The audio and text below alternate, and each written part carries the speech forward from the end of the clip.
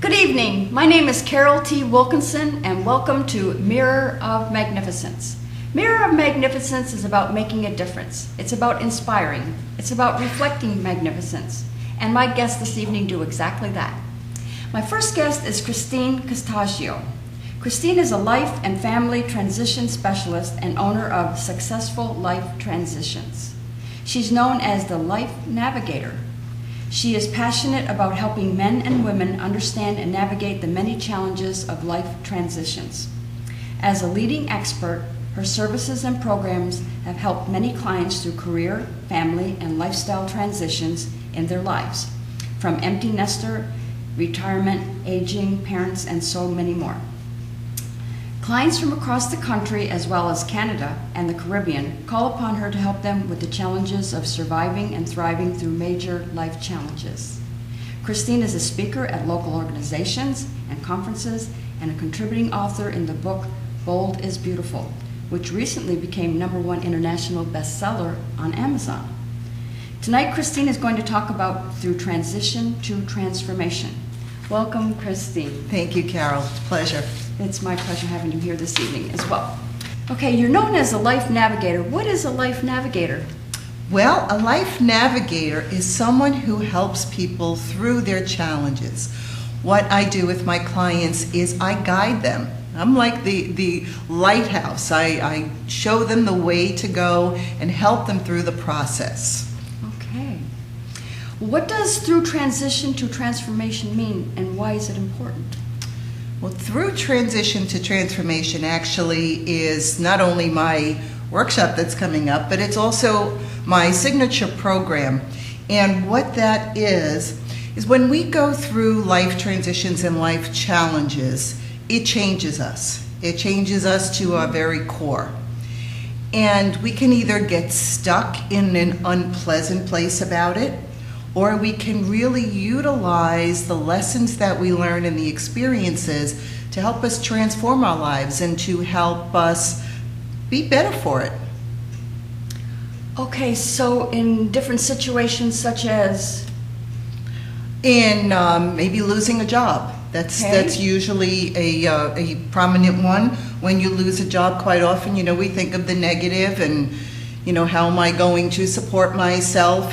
But usually what it does is it makes us more creative. It makes us think about what our options are. It makes us put a little more emphasis on the experiences we've had and how we can actually utilize those experiences to create something that we really want for our life. Yeah, so women that are leaving, or their children are all grown, all of a sudden they're faced with something to do. Exactly. And then they have to recreate themselves. Women Yeah. who've lost their husbands or their husbands or wives. Yeah. That's another transition. There are so many transitions. And actually how I got into the whole transition process was dealing with the adult children of aging parents. Because at one time, everything was very segmented. So the aging parents were a predominant issue to deal with. But now there's so many families with so many other challenges that when the aging parents, something happens to them, it's one more thing to add to the mix. So it does change the whole dynamic of the family. It changes the whole dynamic of your lifestyle. Having someone move in, taking care of them, or finding daycare or Help care for centers, them. Exactly. helping them with that. Exactly. The whole family's affected. Okay. Well, tell us a little bit about your personal journey and what got you to be where you are today. Well, actually, I had the perfect life for a very long time, an enviable life, I always say. And then slowly but surely, things started to change. Different things. My husband and I had made some poor business choices. So we had some financial changes, and little by little things started to affect our marriage, and ultimately we did get divorced. Oh, sorry. But thank you. But for the first time, I was on my own. I went from my parents to my husband, and I never really had to do everything for myself. So for the first time, I had to figure it all out.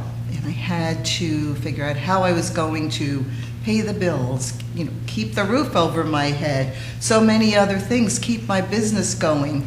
So I knew I needed to find a way. So I started investing in myself, and I started working on myself and learning different things and that could help me survive. It really was a question of survival. And in doing so, I learned how to thrive.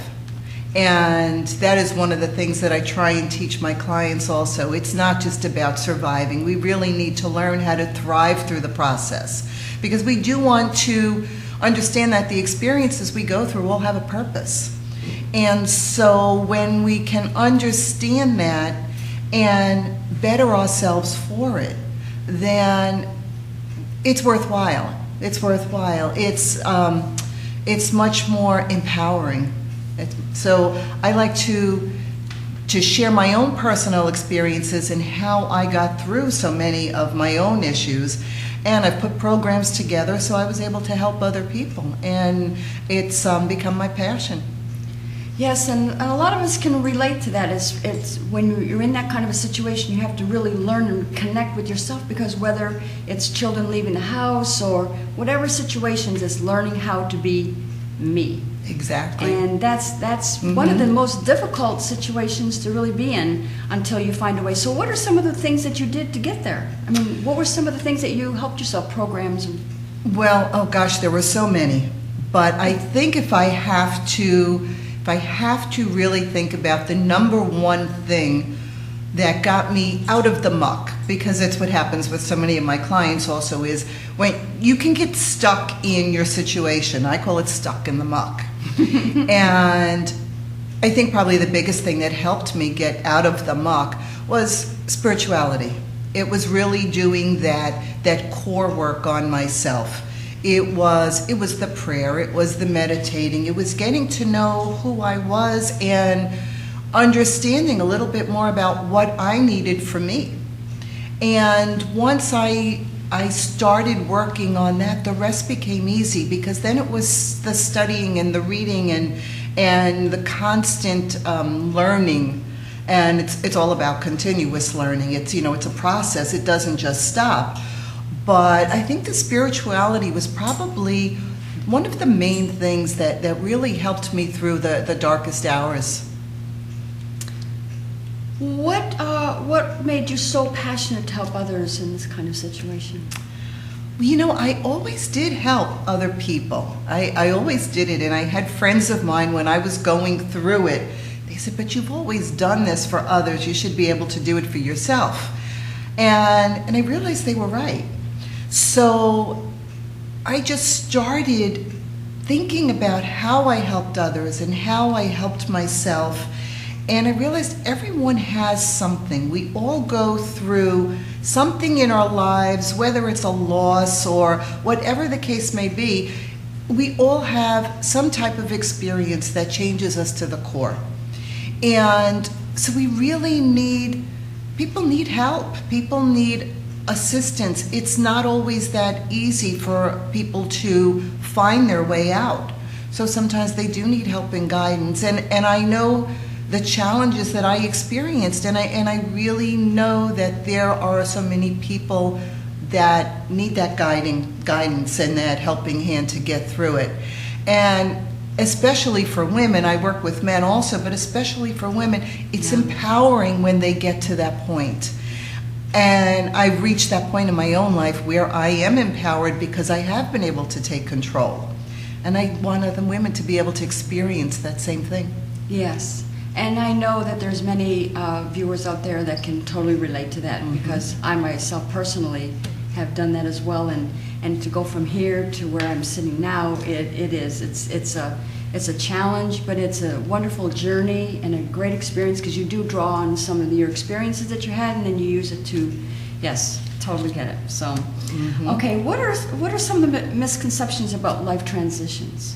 Well, usually when people hear the term life transitions, it almost sounds like it should be an aging thing.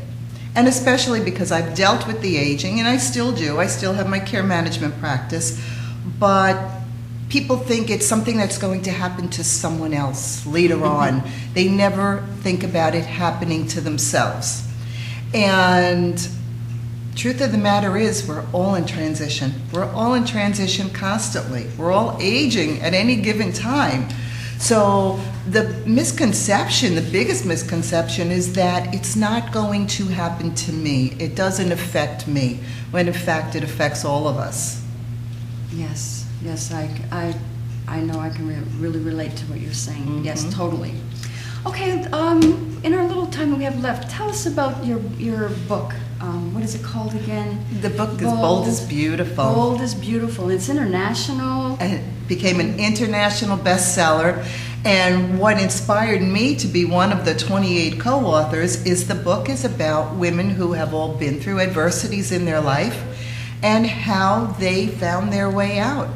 And some of the stories are really bone-chilling, what some people have gone through. And, you know, we always think that it's of course, when things are happening to us, it's always, you know, the worst, and it always is. But it's really amazing when you see what other people have gone through and how they've survived and thrived through it. And it's an incredible story, and I'm so proud of the book. And we actually have a business, Bold is Beautiful, coming out in June, I believe it is.